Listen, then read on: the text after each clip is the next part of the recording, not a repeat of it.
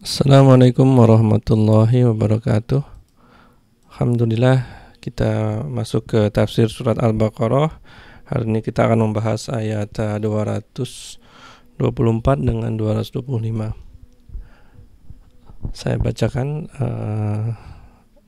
ayatnya. A'udzubillahi minasyaitonirrajim.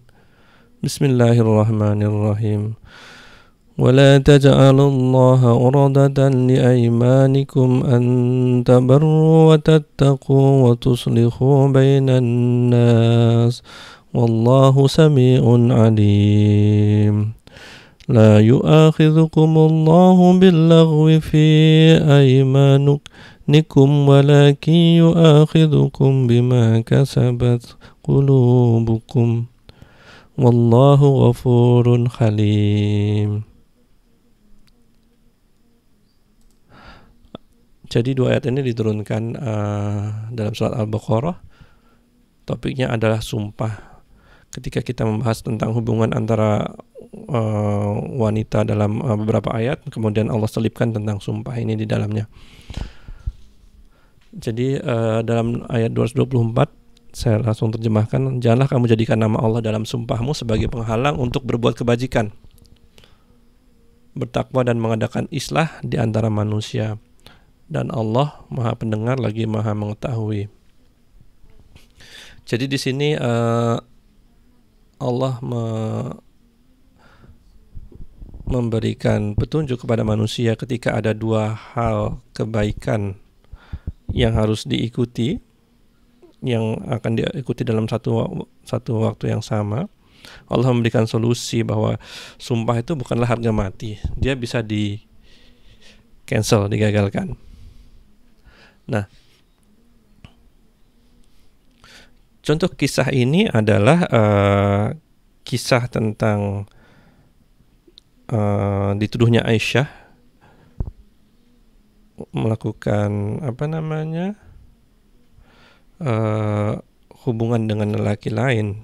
Jadi gosip itu beredar di masyarakat Madinah, dan salah satu penyebar gosip itu adalah saudara daripada Abu Bakar Siddiq, ayah daripada Aisyah.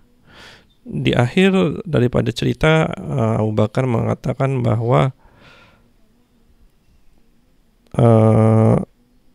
ia bersumpah untuk tidak memberi bantuan atau mensupport lagi saudaranya yang miskin, karena dia ikut menyebarkan gosip tentang Aisyah ini.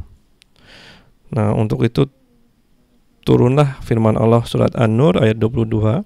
Saya bacakan artinya. Dan janganlah orang-orang yang mempunyai kelebihan dan kelapangan di antara kamu bersumpah bahwa mereka tidak akan memberi bantuan kepada kaum kerabatnya, orang-orang miskin dan orang-orang yang berhijrah di jalan Allah.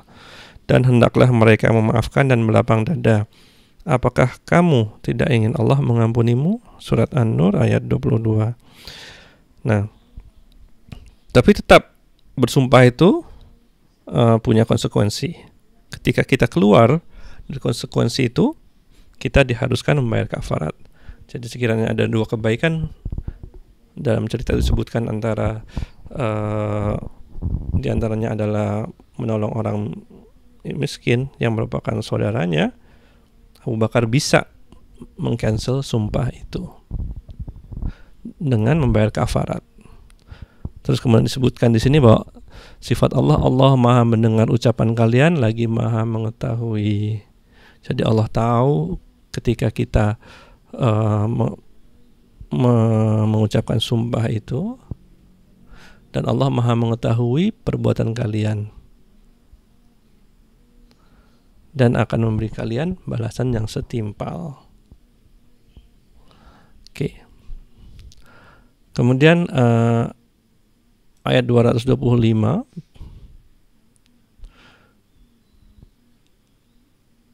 Allah tidak menghukum kamu disebabkan sumpahmu yang tidak dimaksud.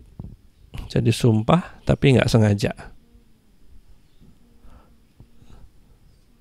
Seperti kalian ketika orang Arab ini selalu kebiasaan ngomong wallahi wallahi, ya demi Allah, tidak demi Allah, seperti itu. Ada kalanya karena kebiasaannya mereka mengucapkan sesuatu tanpa disengaja. Kemudian dalam ayat itu teruskan, tetapi Allah menghukum kamu disebabkan sumpahmu yang disengaja oleh hatimu.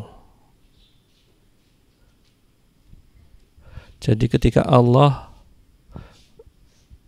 kita bersumpah yang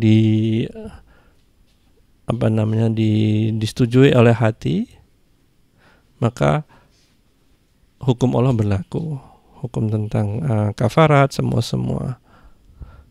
Kemudian disebutkan bahwa wallahu ghafurun halim, dan Allah Maha Pengampun lagi Maha Penyantun. Jadi Allah Maha Pengampun bagi dosa-dosa hambanya dikarenakan sumpah yang dimaksudkan untuk mencari keselamatan, berbohong.